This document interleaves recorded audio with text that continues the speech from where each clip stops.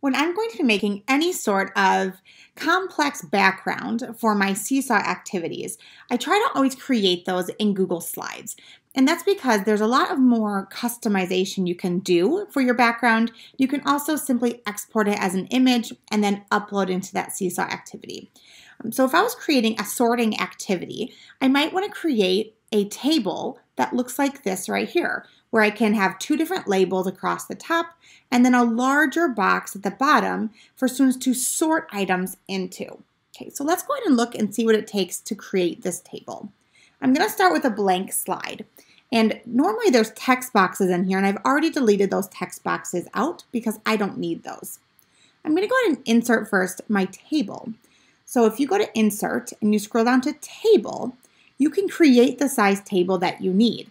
Now, maybe in this example, we're labeling vowels and consonants. So I only need two different categories across the top. And then I only need two large boxes underneath. So I'm using a 2x2 table. Now, when you insert your 2x2 table, you first create something that looks like this. All of the cells are the same size, and they're very narrow. So I'm going to go ahead and drag this around a little bit and change its size. I'm going to pull it up towards the top. And then using these three dots right there, if you hover over that, you get an arrow and I can drag that down. Again, over here, I can drag it to the side just to make it a little bit larger. There we go. And I'll try to center it on the paper. When you're moving something around, it does give you those red lines that can tell you if you're centered. Now, at the top, I don't need it to be two very large boxes. So I'm going to go ahead and drag this up, and it is going to change the size of my table. So I'm going to pull it a little more. I'm going to pull it back down and stretch it out again. That looks much better. Okay, so now I have my table outline complete. It's kind of hard to see. The line is very thin. So I'm going to change the border on my table. I have it selected. You can tell it's selected by the blue line that goes all the way around. And up here in my options, it has my border weight. So right now it's at a 1. I'm going to go ahead and move it up to a 4. That looks much thicker, like students will really be able to see it. I don't love the color. So again, I'm going to click inside and I'm going to change the border color. That's this pencil right here. I'm just going to make it a darker gray. Oh, and I only made one side. I'm going to highlight the whole thing and make it a darker gray. There we go. That's better. Let's go ahead and put some words up here at the top. I talked about doing vowels and consonant across the top.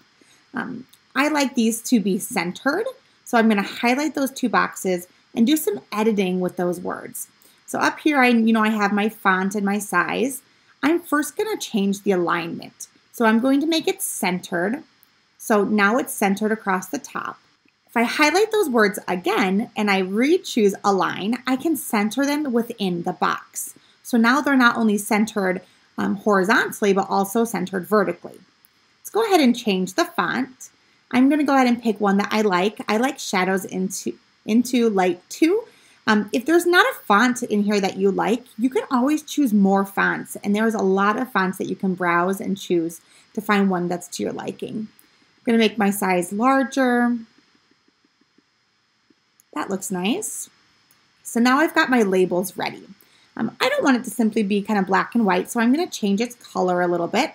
Again, I'm going to highlight those top two. I like to make the top ones darker, and so using this fill bucket, I'm going to go ahead and pick a darker color. Maybe this time we'll do a purple.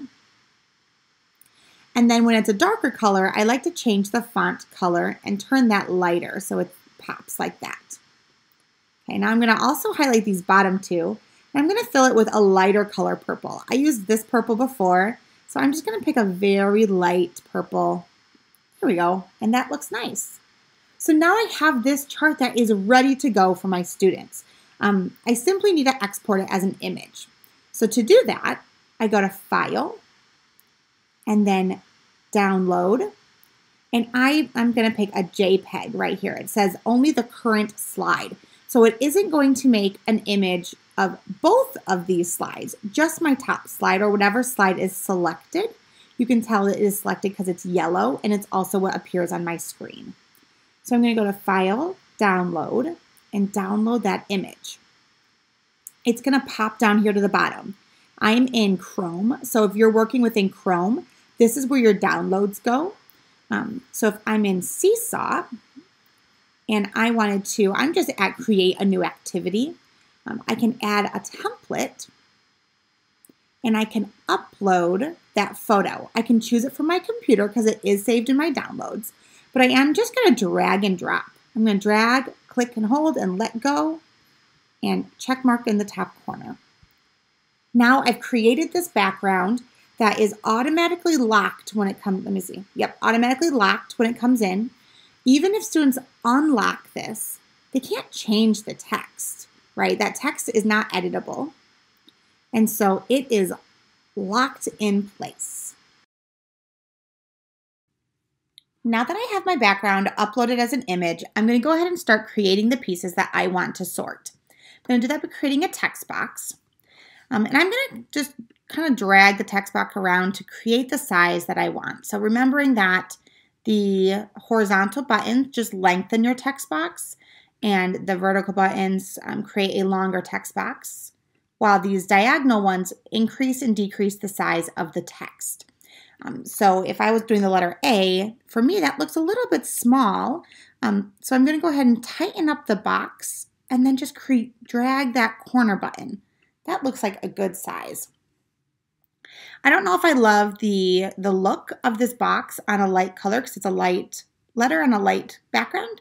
So I'm going to change the look by going into my style, and I'm going to choose this dark background. Then I'll keep it black. I think black looks fine there. And so all I'm going to do is create one letter, and I'm going to go ahead and just duplicate. And whatever other letter that I want them to be able to sort, so maybe I know I want a lot of the vowels. Something to know is that as I create these, they're going to stay in the order that I created them. So if I do all my vowels first, when students go to sort these, they're going to sort all the vowels last, unless you change the order. So it might be smart to, if I was to sort something like vowels and consonants, to make sure I'm alternating so that as students sort these, they're not always in the same order, because we don't want them to sort all the consonants into one and then go through and do all the vowels. So and that's how I easily create those. I just double click and duplicate, and I'm able to create pieces that I want students to easily sort into their two different categories.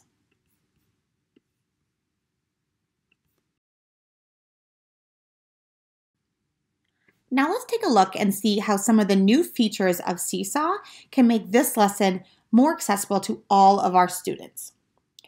One of the big factors here for a student trying to sort vowels and consonants is they may not know what this letter is. So maybe we want to add audio to that letter. With the new Seesaw updates, we're able to add audio to each one of these text boxes. We can do that by pushing the three dots and pushing voice. We can choose here to record a voice or even upload audio that we might have for this text box. I don't have anything already created for a B, so I'm going to go ahead and record my voice. B. Now students, when they see this letter here, they'll also see that there's a speaker next to it, and if they click that speaker, they'll hear my voice speaking to them. B. That's very helpful for our students who are non-readers, especially if it is an entire word here. If they're sorting different words that start with a consonant or start with a vowel, butterfly, you'd be able to read that letter to them. Another feature that we could utilize here is to lock the size. So as students are dragging these from the corner, it's very easy for them to accidentally grab that and change its size. And so now with the lock size option, when students grab it, there's still an option here to unlock.